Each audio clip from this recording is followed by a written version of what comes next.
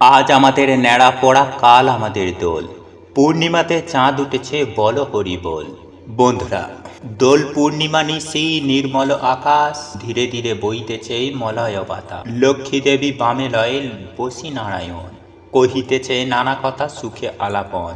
বন্ধুরা, মা লক্ষ্মীর ব্রত কথা তথা পাঁচালিতে যে পূর্ণিমার আমরা উল্লেখ পেয়ে থাকি সেটি হলো দোল পূর্ণিমা, যাকে আমরা বসন্ত পূর্ণিমা বা ফাল্গুন পূর্ণিমা কিংবা গৌর পূর্ণিমাও বলে থাকি। তাই এই পূর্ণিমার গুরুত্ব অনেক অনেক গুণ বেশি, কারণ এই দোল পূর্ণিমাতেই মা লক্ষ্মী মর্তবাসী দুঃখ দুর্দশার প্রতিকারের কথা ভগবান শ্রী নারায়ণের কাছে ব্যক্ত করেন।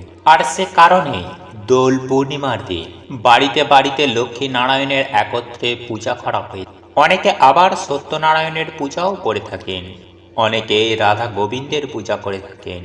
ঠিক তেমনই শাস্ত্রে উল্লেখ করা হয়েছে যে দোল পূর্ণিমার দিন বাড়ির এই স্থানে সামান্য লাল আবির রেখে দিলে সেই গৃহেই সমস্ত বাস্তু দোষ দূর হয়ে যায় এবং সেই গৃহে আসবে অপার ধন সম্পত্তি ও সুখ শান্তি। হ্যাঁ বন্ধুরা, আপনারা একেবারে ঠিকই। দোল পূর্ণিমার দিন আপনি যদি লক্ষ্মী নারায়ণ ও ভগবান রাধাকৃষ্ণের পূজা করে থাকেন, তাহলে আপনার গৃহেই সুখ শান্তি সমৃদ্ধি সদা সর্বদাই বজায় থাকে। তবে এই পূজায় যে দ্রব্যটি অবশ্যই ব্যবহার করতে হয় সেটি হলো আবির বা রং। বন্ধুরা, যেহেতু এটি বসন্ত পূর্ণিমা অর্থাৎ দোল পূর্ণিমা, তাই এই দোল পূর্ণিমার দিন আপনি যে দেবদেবীরই পূজা সম্পূর্ণ করুন না কেন, তার উদ্দেশ্যে অবশ্যই আবির বা রং নিবেদন করতে হয়। কিন্তু এখন প্রশ্ন হলো যে কেনই বা দোল পূর্ণিমার দিন আমরা পূজায় রং নিবেদন করে থাকি? কেনই বা এই দিন আমরা নিজেদেরকে রং খেলায় বা আবির খেলায় নিয়োজিত করি? এই দোল পূর্ণিমার মাহাত্ম্য কি? কখনই বা আমরা এই দোল পূর্ণিমার পূজা সম্পূর্ণ করব এবং কিভাবেই বা সম্পূর্ণ করব? এই সমস্ত প্রশ্নের উত্তর আজ আমি আমার এই ভিডিওটির মাধ্যমে সুন্দরভাবে আপনাদেরকে জানিয়ে দেব। আশা করি দর্শক বন্ধুরা এই ভিডিওটি আপনাকে সমৃদ্ধ করবে। তাই এই প্রসঙ্গে বিস্তারিত জানার আগে আপনাদের বলে রাখি, আপনি যদি আমাদের এই চ্যানেলে নতুন হয়ে থাকেন তাহলে চ্যানেলটি অবশ্যই সাবস্ক্রাইব করুন এবং পাশে থাকা নোটিফিকেশন বেল আইকনটি ক্লিক করুন, কারণ আমি বিভিন্ন প্রকার তন্ত্র মন্ত্র বশীকরণ, টোটকা বাস্তু টিপস, জ্যোতিষশাস্ত্র, পুজো আরাধনা এবং ব্ল্যাক ম্যাজিক করা নিয়ে নিত্য নতুন ভিডিও আপলোড করে থাকি, যা প্রয়োগ করার মাধ্যমে আপনার জীবনে থাকা সকল প্রকার সমস্যার সমাধান হয়ে যাবে। চলুন এইবার মূল আলোচনায় প্রবেশ করা যাক। তবে মূল আলোচনায় প্রবেশ করার আগে জয় শ্রীকৃষ্ণ, রাধে রাধে লিখে কমেন্ট অবশ্যই করবেন। যাই হোক বন্ধুরা, এইবার আমি আপনাদেরকে জানিয়ে রাখি যে এই বছর দোল পূর্ণিমা পড়েছে 11ই চৈত্র 1430, 25শে মার্চ 2024 সোমবার। পূর্ণিমা তিথি লাগছে রবিবার সকাল 9:43 থেকে এবং এই পূর্ণিমা তিথি থাকবে সোমবার সকাল 11:48 পর্যন্ত। পূর্ণিমার নিশি পালন করা হবে রবিবার, কিন্তু এই দোল পূর্ণিমার ব্রত উপবাস পালন করা হবে সোমবার, কারণ রবিবার দিন পূর্ণিমা তিথি শুরু হলেও উদয়া তিথিকে মান্যতা দিয়ে সোমবার দিন অর্থাৎ আগামী 25শে মার্চ দোল পূর্ণিমা পালন করা শ্রেয় হবে।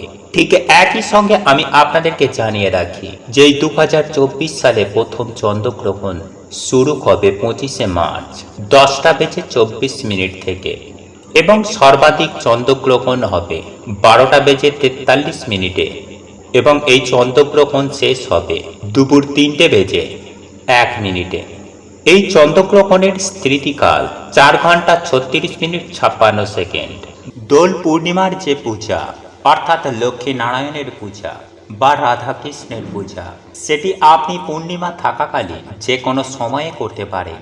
তবে সব থেকে ভালো হয় যদি আপনি সোমবার দিন পূর্ণিমা ছাড়ার পূর্বে অর্থাৎ সকাল 11:48 পূর্বে আপনি যদি তা সম্পূর্ণ করতে পারেন।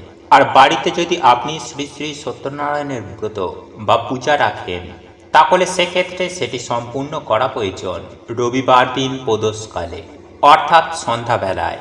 বন্ধুরা, পূর্ণিমার সময়কালে মূলত প্রদোষকালে সত্যনারায়ণের ব্রত সম্পূর্ণ করতে হয়। বন্ধুরা, এরই পাশাপাশি আপনারা নিশ্চয়ই জানেন যে দোল পূর্ণিমার আগে হোলিকা দহন করা হয়, যাকে আমরা বলি ন্যাড়া পোড়া।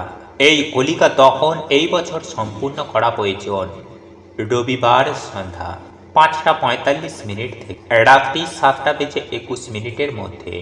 এবং সর্বোপরি দোল পূর্ণিমার লক্ষ্মীনারায়ণ ও রাধাকৃষ্ণের পূজা সম্পূর্ণ করুন সোমবার দিন। বন্ধুরা, এই দিন আপনারা যে দেবদেবীরই পূজা আরাধনা করুন না কেন, সেই দেবদেবীর উদ্দেশ্যে আবির নিবেদন করতে হয় বা রং নিবেদন করতে হয়। 3 প্রকারের আবির বা রং এই দিন পারলে অবশ্যই ভগবানের উদ্দেশ্যে নিবেদন করুন, যার মধ্যে লাল রঙের আবির অবশ্যই থাকা প্রয়োজন। এরই পাশাপাশি আপনি নীল, সবুজ, হলুদ, গোলাপি, গেরুয়া আপনি যে কোনো রঙের আবির ব্যবহার করতে পারেন, তবে অবশ্যই লাল রঙের আবির বা রং থাকা প্রয়োজন। এই লাল রঙের আবির বা রং দিয়ে সবার প্রথমেই অবশ্যই দোল পূর্ণিমার দিন বাড়ির মুখ্য দরজার সামনে একটি স্বস্তিক চিহ্ন অঙ্কন করুন। সেই সঙ্গে আপনারা এই আবির দিয়ে মা লক্ষ্মীর পদচিহ্ন অঙ্কন করবেন। আপনারা চাইলে সেই পদচিহ্ন আপনার সদর দরজা থেকে শুরু করে আপনার ঠাকুর ঘর পর্যন্ত অঙ্কন করতে পারেন। বন্ধুরা, এই দিন বাড়ি ঘর দুয়ার ভালো করে পরিষ্কার পরিচ্ছন্ন করে রাখবেন এবং যদি সম্ভব হয় এই দিন গঙ্গা স্নান করুন। গঙ্গায় গিয়ে যদি স্নান করতে না পারেন, তাহলে সেক্ষেত্রে স্নানের পর সামান্য গঙ্গা জল মাথার ওপর ছিটিয়ে দেবেন এবং বাড়ির সর্বত্র গঙ্গা জল ছিটিয়ে দিন।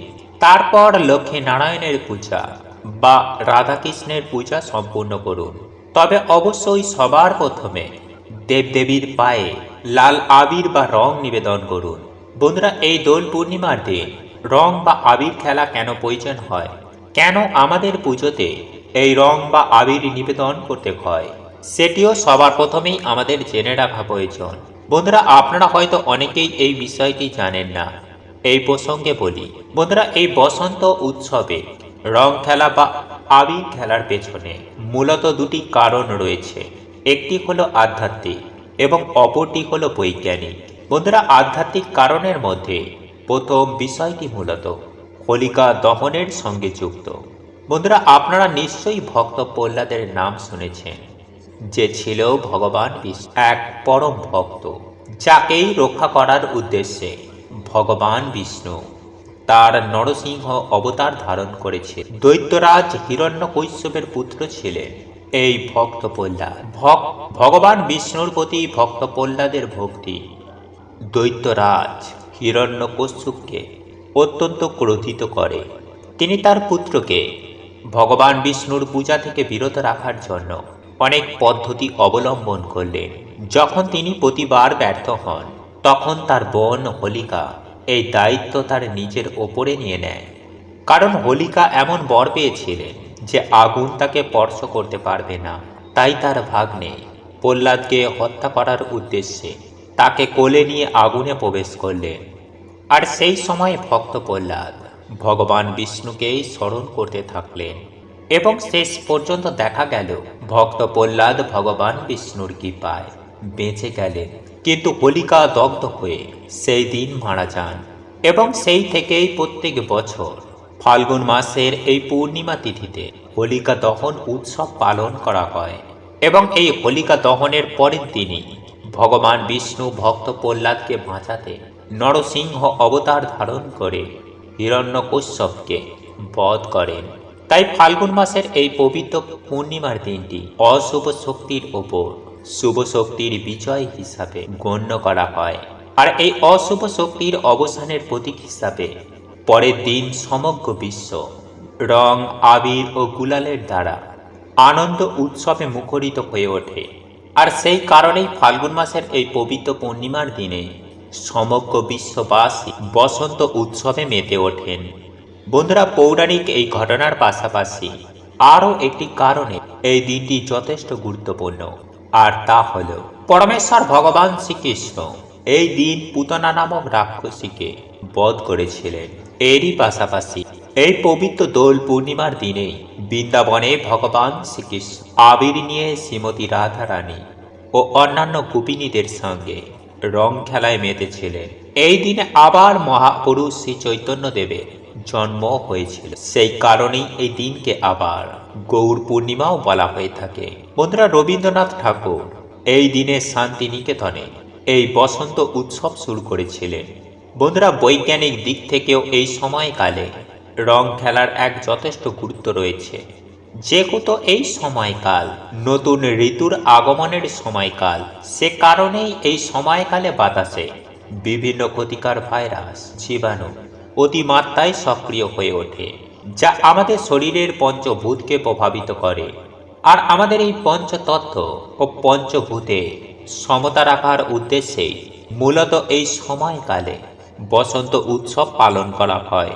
বন্ধুরা, শাস্ত্র অনুসারে এই বসন্ত উৎসব অর্থাৎ দোল পূর্ণিমার আগের সময়কালকে হলাষ্টক বলা হয়ে থাকে। এই সময়কালকে অশুভতার প্রতীক হিসাবে গণ্য করা হয়, কারণ এই সময়কালে অশুভ শক্তির প্রভাব বৃদ্ধি পায়। যে কারণে এই হলাষ্টক সময়কালে গৃহে এই নানান প্রকার শুভ তথা মাঙ্গলিক কাজ করা থেকেও বিরত রাখার কথা বলা হয়। তবে হোলিকা দহনের পরবর্তী সময়কাল থেকে শুরু করছে এই বিভিন্ন শুভ যোগ। এছাড়াও এই বছর দোল পূর্ণিমার দিন বৃদ্ধি যোগ, অমৃতি সিদ্ধি যোগ, সর্বাত্ম সিদ্ধি যোগ, ধ্রুব যোগ, এইরকম বিভিন্ন শুভ যোগ তৈরি হচ্ছে। আর মূলত হোলিকা দহনের পরবর্তী দুটি দিন যদি কোনো ব্যক্তি কোনো শুভ কর্ম করে থাকেন, তাহলে সেই কর্মে তিনি সফল হবেনই হবেন।